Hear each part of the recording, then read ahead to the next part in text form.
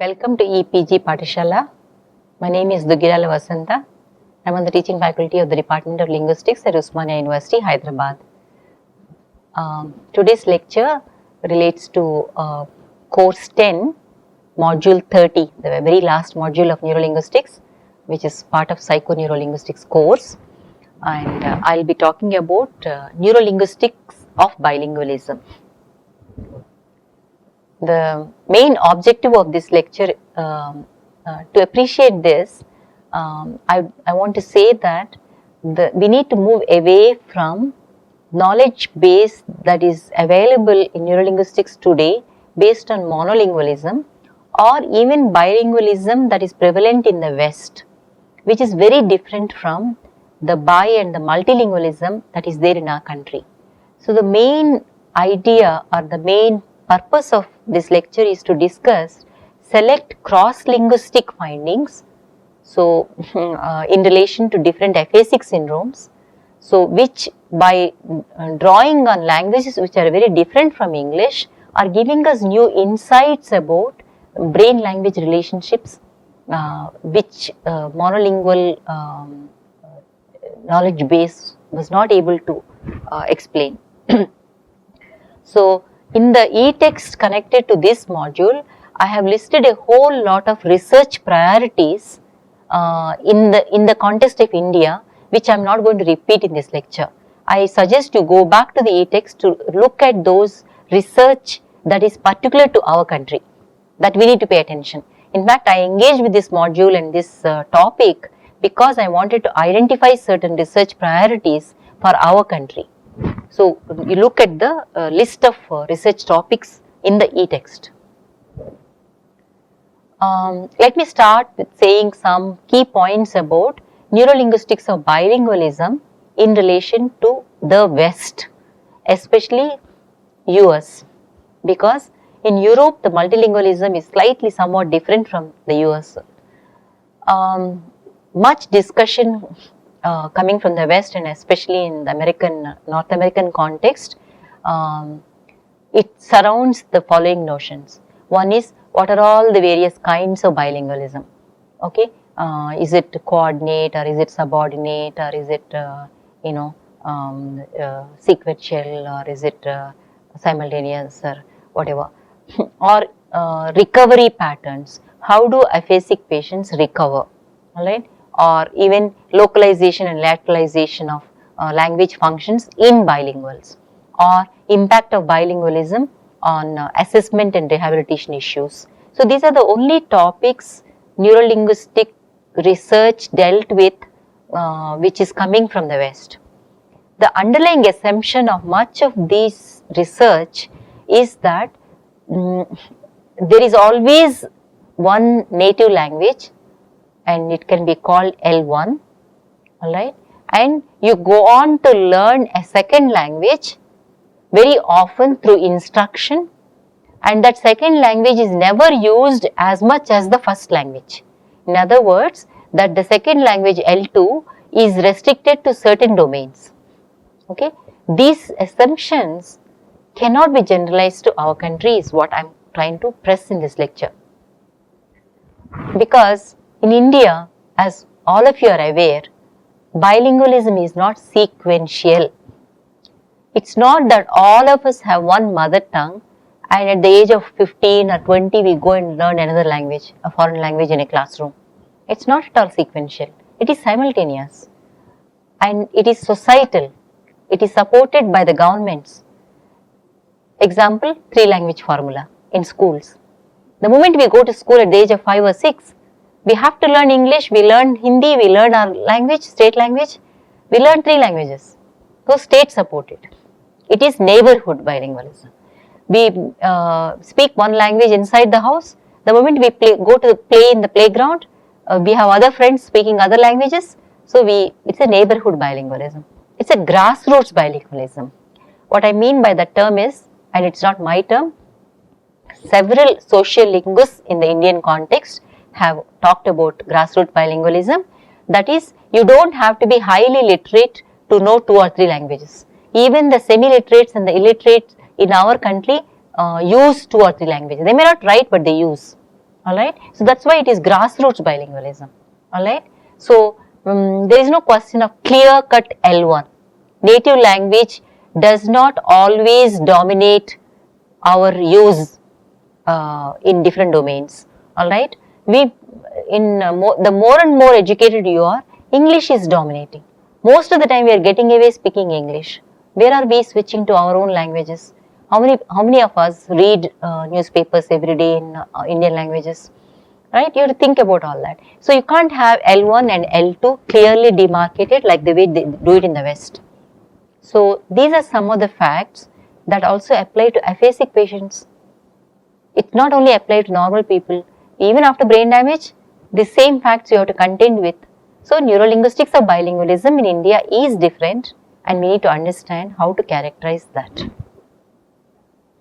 So how does cross-linguistic research help? And first of all, one of the first things people engaged with when they wanted to look at aphasic patients speaking different languages is to take on a functional perspective on language processing. Again, this is connected to the rise of connectionism, the rise of online tests. All these influenced people to say that it is not enough to simply talk about a language as though it's one complete object, alright. One of the early studies which I like to quote as an example of an excellent cross-linguistic research which gave us new insights about aphasia is that of Bates and Wolfeck in 1989. They studied aphasic patients speaking English, Italian, Spanish, Hungarian, Serbo-Croatian, German, Turkish and Chinese. Look at the variety of languages and then they put forward two notions which are very central to the connectionist models. One notion is called cue validity, that is saliency or importance of a particular grammatical form. Let's say word order. Word order, how important is word order in any of these languages? Alright. So cue validity, how valid it is, how important it is in a given language is cue validity. Then cue cost. Cue cost is processing demands associated with that particular cue. Suppose you are taking word order. If word order is varied, is your processing affected? Are you able to process the meaning of a sentence much better in one particular word order but not in another order? So what is the cost of that cue in language processing? So these are the two concepts these researchers have used and raised the following questions. They said whether they wanted to know whether highly valid grammatical cues are more resistant to brain damage. Okay. First of all, we need to determine which cue is more important for which language. Once you determine that, is it possible that that cue is not going to be lost after brain damage, after you had a stroke? They wanted to know. Second question is whether relatively uninformative cue, that is it's not salient, it's not important, okay, is that, uninformative grammatical element, is it vulnerable or less vulnerable? Is it more vulnerable or less vulnerable? So both questions, they're related, but they wanted to find out about this.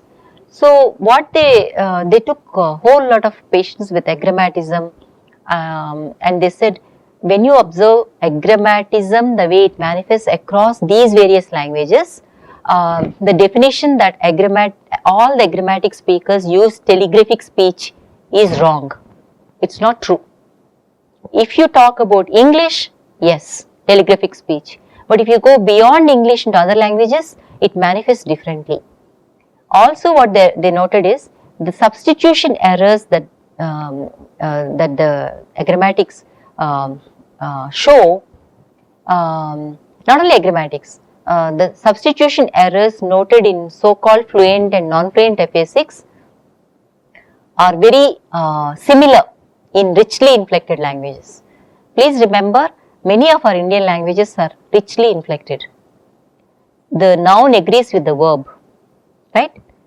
So in such languages, it's very difficult to say these substitutions are part of fluent aphasia, these are part of non-fluent aphasia.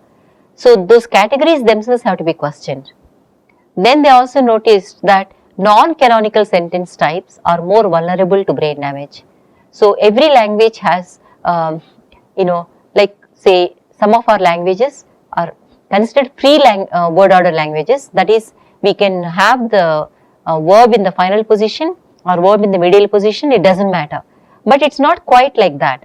There is always a canonical sentence structure which is more frequent, it is more often used and easy to process or interpret meanings or whatever. So, non-canonical structures, if something is not frequently used, something is not more common, then it is those rare ones which are vulnerable to brain damage. Now, the other factor when you want to make use of a functional perspective on aphasia and examine patients who are coming from multilingual contexts like India is the notion of code switching and code mixing. Even aphasic patients might switch codes and might mix 2 or 3 different languages. So, we need to engage with different methodological tools to understand code switching and code mixing, which was not given that much of importance in the West. Let me now discuss another study close at home. It's undertaken by Josna Vaid and Rama Pandit in 1991. They conducted studies on Hindi and English bilingual, non-damaged, non-brain damaged ordinary normal people as well as Broca's aphasics, 2 groups, okay, and they engaged with a cue called animacy, alright, and that is noun verb agreement and word order. So, they engaged with three major cues: animacy, noun verb agreement and word order. They wanted to know how these cues enable non-brain damaged normal people, normal adults as well as Broca's aphasics to interpret the the function of different constituents in a sentence containing 2 nouns. Okay. So, they used 54 test sentences by changing these variables, alright. So, please go back to the e-text where I have described in greater length how they created these sentences, or even their original article is available on the net. So, you can read that if you want more details about this particular study, but their main findings are that animacy was the dominant cue in Hindi, whereas word order is more important for English. See, already different cues help you process the meaning of sentences depending on which language you are using, right. Animacy dominated sentence interpretation in Hindi, English bilingual in both non-brain damaged as well as brain damaged adults. Hindi, English bilingual Broca's aphasics exhibited a preference for noun animacy in Hindi but not in English. So, if you are a bilingual aphasic, you are making use of certain language specific cues to understand the meaning of sentences depending on which language you are processing. In English, they did rely to some extent on word order, maybe not to the same extent as native speakers, but they are able to benefit from language specific cues. Now, what I mean by a particular cue being important, the picture shown to you on the screen next, it does not relate to the study I described to you, but I put this picture just to draw your attention to the fact when researchers wanted to know how important word order is for English users, Italian users and German users, look at this graph. In understanding the meaning of sentences where there are 2 nouns, one is a subject performing a certain action on another object, that is transitive verb is there, and there is another this thing. So, if you ask them who is doing what on whom, in order to interpret the meaning of such sentences, look at the graph. English users rely so much on word order. Look where the red line is going. Whereas Italian and German users, speakers are not relying as much as English speakers. This is what I mean by saliency. different grammatical categories contribute differently to your understanding of meaning of sentences. Coming back to why then Pandit's study, they could have interpreted their results saying that semantically ambiguous sentences in English word order helped more than animacy, and it is the other way around in Hindi in both groups, right? The authors basically commented that Broca's aphasics, for Broca's aphasics, animacy might be serving a non-linguistic cue. Alright. It also appears that some language specific information is impervious to the effects of brain damage, that is resistant. More research is needed to study how languages are mixed by aphasics in our context. Alright. In cross-linguistic research, the second major topic that engage researchers is that especially the research that took place on monolinguals, they said in aphasiology, they noted consistently that verbs are more vulnerable to brain damage than nouns. Alright. Now, when you take this idea and you apply it in our context, in the Indian context where we are using 2 or 3 languages, can we simply conclude that verbs are more polysemous and therefore they are vulnerable to brain damage and nouns are not. Venkatesh et al. Study, I have discussed in the e-text in greater detail, but I would like to raise a couple of points here.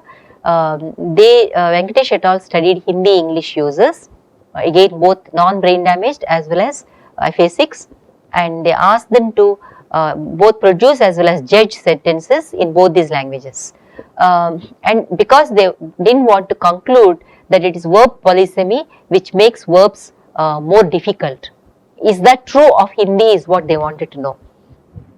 So what they did was, in aphasics the production errors did not mirror judgment errors, alright.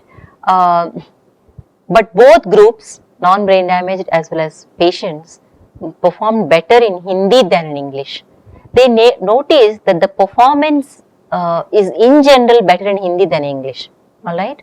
So, based on this study, the authors concluded that it is the syntax of causative verbs and the meanings attached to these verbs in Hindi influence the performance of both groups. So, what is the implication of this Venkatesh et al. Study? It's saying that when there is aphasia, language assessment cannot be performed in one language and extend the results to other language. You may have to do tests in both languages separately with very carefully designed sentence material. Okay. There is another study Venkatesh et al. Reported, 2011 study, in which they administered bilingual aphasia test, which is what is used in bilingual studies, a very famous test by developed in the 80s, and it's available in Tamil, Hindi and some of our Indian languages also. So, they administered it on 2 patients, both were diagnosed with, they are multilingual and they are diagnosed with transcortical aphasia, and both patients did very well in lexical decision task of the BAT test. BAT is bilingual aphasia test, but they had tremendous difficulty in syntactic comprehension. So, one way of looking at it is their lexical processing is not impaired and syntactic processing is impaired, but these authors didn't want to jump to that conclusion.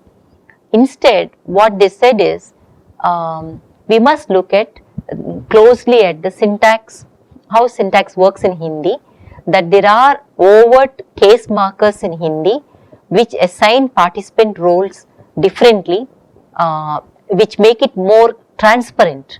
Hindi sentences can be understood more easily than English sentences because Hindi sentences have case markers which tell us who is doing what on whom much more easily than English. Alright. You look at the data I have quoted on the screen. I have printed the English and Hindi, Hindi sentences with English glosses. Not being a native speaker of Hindi, I may not be pronouncing them correctly, but when you say ladka ladki se dhakka kha raha, alright, I I believe it means the boy is being pushed by the girl. Ladka ladki se.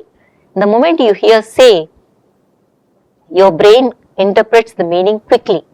That say is giving you who's doing what, who's pushing whom, alright.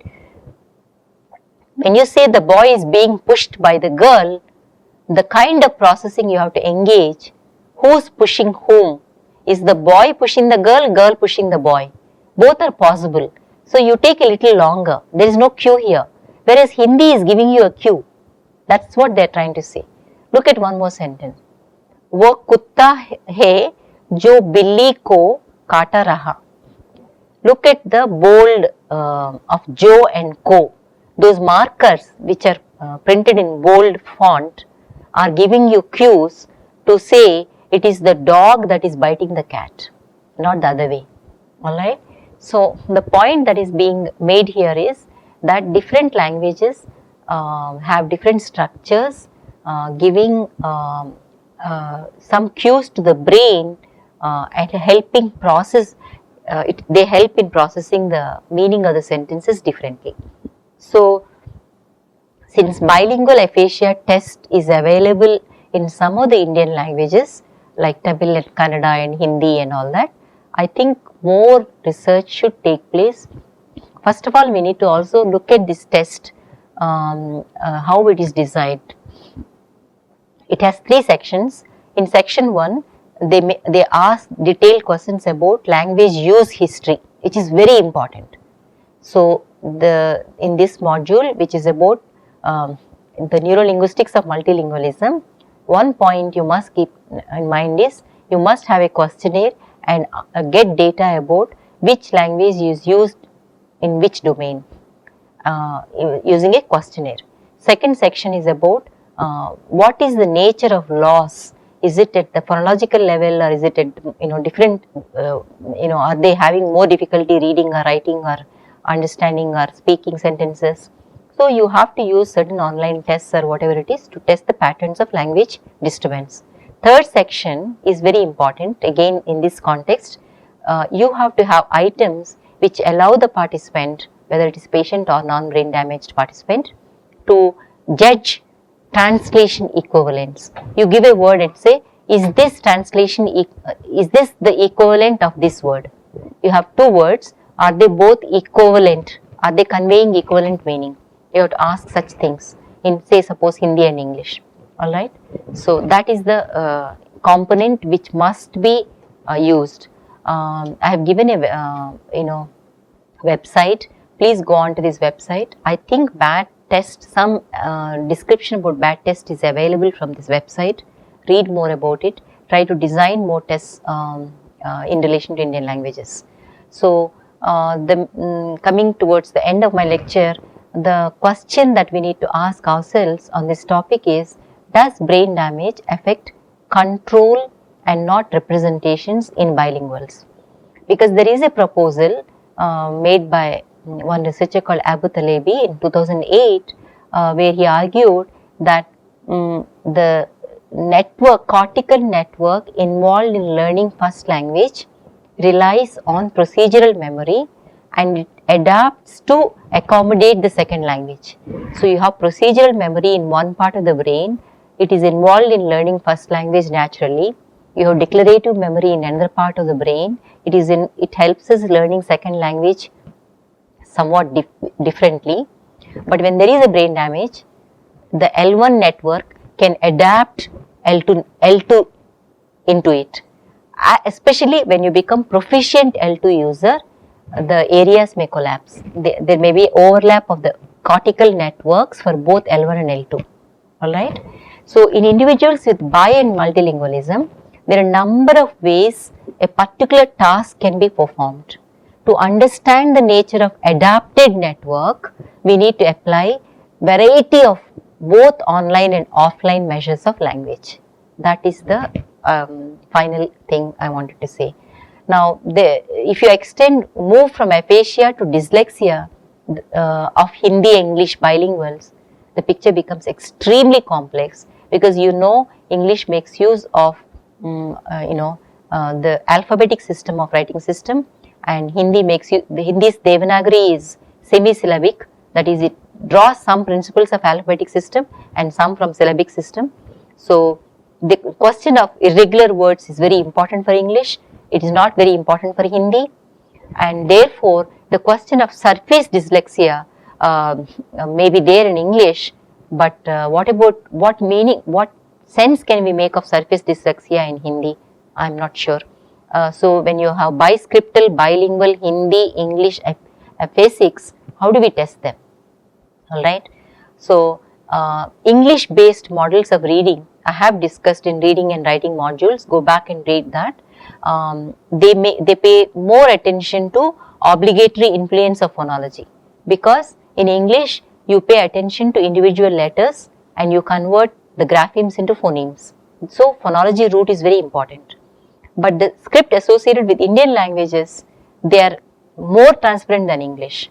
So maybe we grasp the whole word together, or we may pay attention to morphology. So we need to develop new models of reading and writing before we can talk about how dyslexia manifests in multilingual individuals. So lastly, I have discussed the one case study of Alzheimer's dementia patient, Hindi English. Please go and read the e-text to know who this patient is. But this patient was shown this picture, which is I am showing you on the screen. The picture is a standard, I think Western aphasia battery and other standardized aphasia tests use this. It's called cookie theft picture. There's a woman washing dishes. Two children are trying to steal cookies from the cabinet, which is very high. So they climbed the stool, and the stool is tilted. So patient is asked to describe this picture. This particular patient, whom a neurologist studied, who kindly shared this data with me, a practicing neurologist from Indore, Dr. Apur Paranik gave me this data. This patient, in English he said, he's a boy, she's sister, this is a top place, sitting on the side, he's trying to take something. Is par chadke, suddenly English is switched to Hindi, is par chadke, by climbing upon it. When he is asked to describe the same picture in Hindi, he said, हाथ में लेकर चढ़ रही हैं, उसके हाथ में है कुछ चीज रखने के लिए, ये खाने का है और वो लेकर इधर आ गई है. So how do we interpret this response from the patient? Is this patient more fluent in Hindi than English? It appears so, but his mother tongue is Marathi. He was tested in Hindi and English because there are no test material in Marathi. His name is used as PM. He lived all his life in Hindi speaking state, but English was the language of choice in his professional occupational life. He didn't perform well, maybe because the stimuli were not familiar to him, maybe. So I'm ending this lecture with this patient, because to make the point that we need to develop tasks in our languages, tasks which are sensitive to our context, and we need to focus on language mixing. Look at how this man shifted suddenly from English to Hindi. So language mixing, language switching strategies, what strategies do brain damage patients use? We need to focus, develop tests which are sensitive to those aspects. That brings me to the last part of my lecture, the summary. To summarize this lecture, Indian multilingualism is very different from that of the West. It is societal, it is grassroots, it is simultaneous, and it is characterized by code switching and code mixing.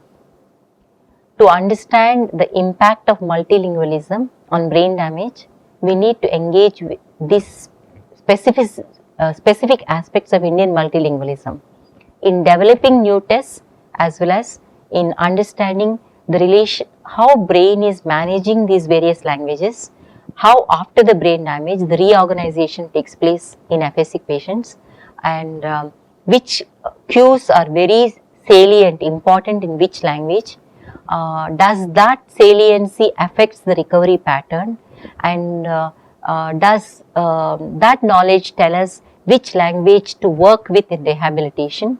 All these are connected, and therefore we need to delineate both structural and functional differences in languages and scripts associated with our languages to develop new models. And without such culture specific, language specific models, there is no way we can characterize dyslexia and dysgraphia or dementia in the Indian context. And I ended the lecture by citing one patient PM whose mother tongue is Marathi, but he is forced to use English. He is highly educated, but he was tested in Hindi because only Hindi test was available and English test is available. He could not be tested in Marathi. So what sense can we make of this patient's breakdown? And this patient is representative of many patients across India in neurology clinics. And to talk about the bilingualism or multilingualism in neurolinguistics, we have to do a lot of work to make sense of the language breakdown in patients like PM. And that's where I would like to end the lecture. And again, I suggest, I repeat that you must go back to the e-text and additional readings to understand neurolinguistics of bilingualism in the Indian context, because I have cited more research studies from our context in the e-text than I was able to talk in this lecture. Thank you.